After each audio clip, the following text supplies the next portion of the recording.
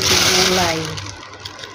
Kasi dito kinaamo, hinihiwala yung tangkay tsaka dahon. Yan, tapos ko na yung dahon guys. Ayan. Nahiwa ko na.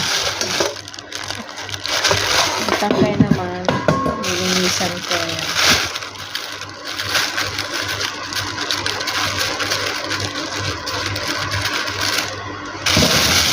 Gusto yung bulaklak kasi may bulaklak siya. Ayaw niya amo.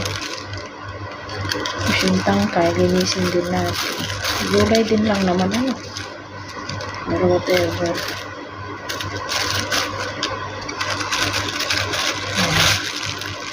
Kalinis yung gulay.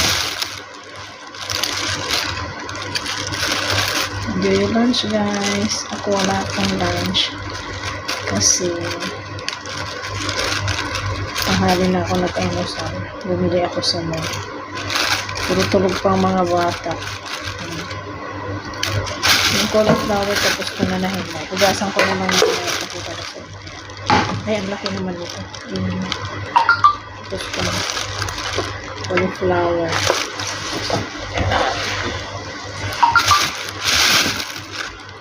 Kaya ako mensahe. Thank you guys. Ingat po. Happy New Year.